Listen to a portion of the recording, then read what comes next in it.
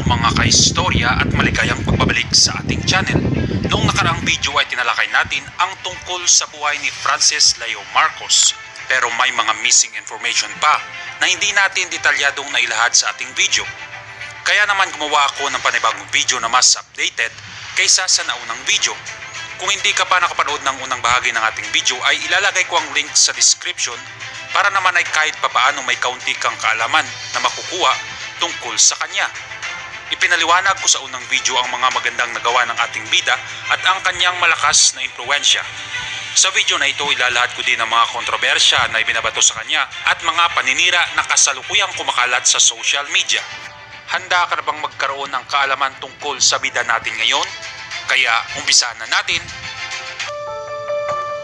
Ngayon ay ilalahad ko na ang mga detalye na malamang hindi mo pa alam at ngayon mo lang din malalaman. Ang buong pangalan pala ni Sir Francis ay Francisco Leo Antonio Marcos. Sa unang video ay sinabi ko na ang edad ni Sir Francis ay nasa pagitan ng 30 at 40 taong gulang, pero ayon sa napakaraming relevant sources na ang araw ng kanyang kapanganakan ay September 29, 1979. Kung susumahin natin ang kanyang kasalukuyang edad ay 40 anyos na siya ngayon dahil nga ay Setyembre pa ang kanyang kaarawan bago siya mag-41. Alam nyo ba na si Francis Marcos ay isang kilalang negosyante, philanthropist at entrepreneur? May mga negosyo pala itong si Sir Francis at tatalakay natin mamaya kung paano siya nagsimula sa kanyang pagnenegosyo. Sa kabilang banda, ang buhay pag-ibig nitong ating bida ay hindi lingid sa nakararami dahil na rin sa mga larawan na kuha mula sa kanyang Facebook account.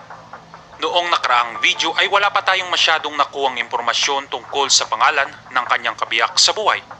Sa isang video na ibinahagi ng isang netizens, dito makikita na tinatawag ni Sir Francis ang pangalan ng kanyang partner. Kung pakikinggan ninyo ng mabuti, maririnig mo na tinatawag niyang Mayo ang kanyang kasamang babae o masasabi nating kanyang asawa.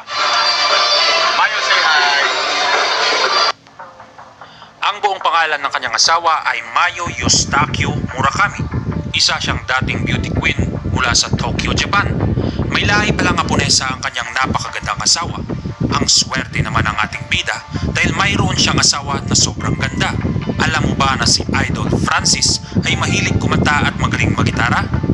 Makikita sa video na ito na naghaharana itong ating bida at ang awiting kanyang kinakanta ay inihandog niya sa kanyang kabiyak.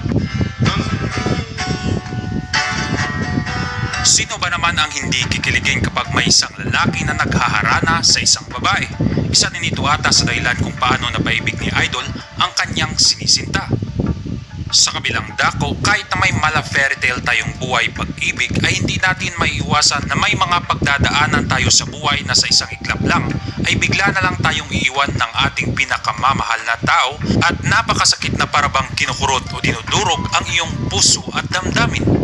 Tulad na lang ang nangyari sa buhay pag-ibig ng ating idol na si Francis na iniwan siya ng kanyang asawa. Ano nga ba ang malalim na rason kung bakit siya iniwan? Ibinahagi din ni Idol sa kanyang video na sa hindi inaasang pagkakataon ay pinapili siya ng kanyang asawa. Alam naman natin na si Idol ay may magandang adhikain sa buhay at iyon ang pagtulong sa kapwa. Dahil nga ay marami ang natulungan ng ating bida at hindi niya nabibigyan ng sapat na panahon ang kanyang asawa, dumating sa punto na sinabihan siya ng kanyang asawa na sa kung ano ang kanyang pipiliin, ang asawa niya ba o ang kanyang ginagawa na pagtulong sa kapwa. Hindi na nagdadalawang isip itong si Idol na piliin ang pagtulong sa kapwa dahil nga naman na ito ang kanyang ginagawa simula pa nang sila'y magkakilala. Mapapabilib ka talaga sa kanyang ginawa dahil isinakripisyo niya ang buhay pag-ibig o sariling kapakanan para lamang sa ikabubuti at kapakanan din ng kanyang mga kababayan. Nasabi ko na rin kanina na si Idol Francis ay isang businessman at entrepreneur. Ano kaya ang kanyang negosyo at paano siya nagsimula? Ayon sa pananaliksik, ang kanyang ama ay isang negosyante, samantalang ang kanyang ina naman ay isang housewife.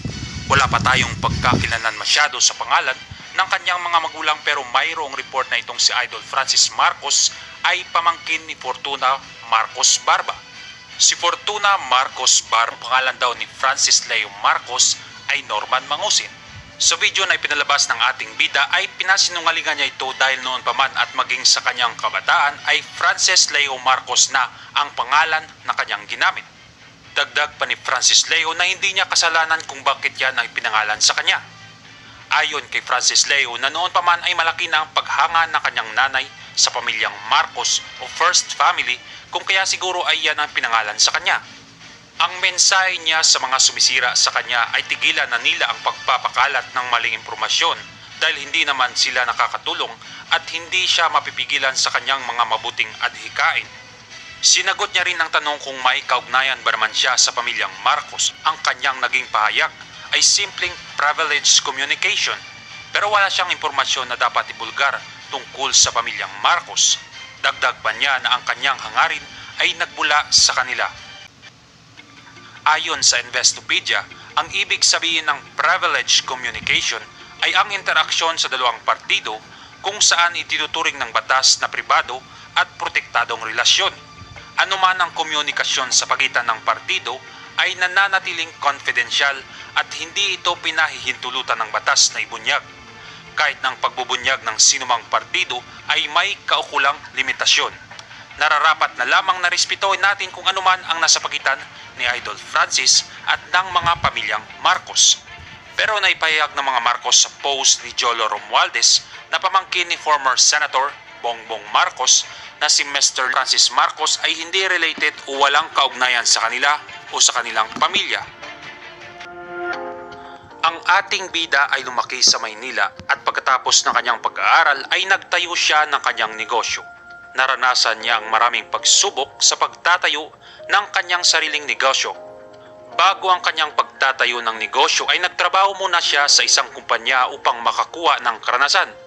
Dahil sa sipag at determinasyon, naging co-founder siya ng kumpanyang Marcos Group of Companies at ayon na rin sa Facebook profile niya, siya ang CEO at chairman. Kapag ikaw ay mayroong group of companies, ibig sabihin nito ay marami kang mga investments at mga negosyo na hinahawakan.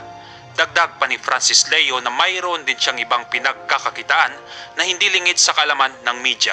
Bukod sa pagiging matagumpay na negosyante, isa din siyang philanthropist.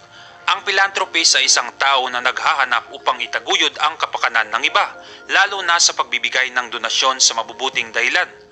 Alam naman natin na ang ating bida ay hindi tumigil sa pagtulong sa kapwa sa pamamagitan ng pagbibigay ng donasyon sa maraming charitable institutions tulad na lamang ng pagbibigay ng ayuda sa mga apektado ng krisis at kalamidad.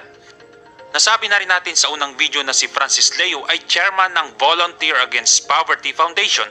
Ibig sabihin nito matagal na siyang tumutulong sa mga nangangailangan. Sa nakaraang video ay hinimay-himay natin ang dahilan ng kasikatan ni Idol Francis at ang kanyang mga kabutihang loob sa mga mahihirap. Tinalakay din natin kung bakit ganoon na lamang ang kanyang pagsisikap na matulungan ang ating kababayan sa gitna ng krisis at dahil na rin sa pinapatupad na enhanced quarantine ng gobyerno kasunod ng banta ng kumakalat na malubhang sakit. Kahit ano pa man ang kabutihang nagawa mo ay may mga bashers pa din na pumupuna sa iyo o di kaya yung taong tinatawag na may crab mentality. Kumbaga sa Tagalog ay utak talangka. Alam mo ba kung anong ibig sabihin ng utak talangka? Ganito kasi yan. Kung nakakita ka na ng mga talangka halimbawa sa isang balde na maraming talangka, ang gawain kasi ng mga talangka ay kapag umaakyat sila para makaalis sa balde ay siya ring hila pababa ng iba pang mga talangka para makakyat din sila. Ganyan na ganyan din ang mga taong may crab mentality. Alam naman nila na kapag may isang taong umunlad at nakaraos sa buhay o di kaya may nagawang kabutihan, gagawa sila ng paraan para pabagsakin ang taong iyon. Parang ganoon na din ang nangyayari sa ating bida. Alam mo ba kung bakit? Kasunod kasi ng kasikatan ni Idol Francis ay may mga paratang at paninira na kumakalat sa social media tungkol sa kanyang pagkatao. Sa isang post ng netizens na nag-copy-paste ng mga text at ipinost din para daw maging aware ang publiko. Ang nakasulat ay huwag na tayong basta maniwala sa fake news. Maraming manloloko sa panahon ngayon. Search facts first. This Leo Marcos is a fraud. Diba Brothers Jude Maat Romualdez at Jolo M. Romualdez, may nakalagay din na 16 na facts tungkol kay Francis Leo Antonio Marcos. Hindi ko nababasahin lahat at hindi na ako magbibigay ng komento o pahayag tungkol sa mga post na yan.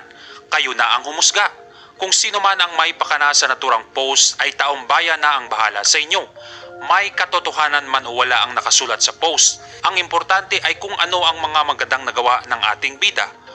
Ano man ang tunay na pagkatao ng ating bida ay hindi importante sa kanyang mga taga-subaybay at taga-suporta.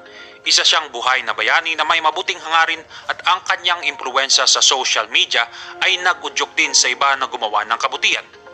Sana ay maging inspirasyon itong si Francis Leo Marcos ng milyong-milyong Pilipino.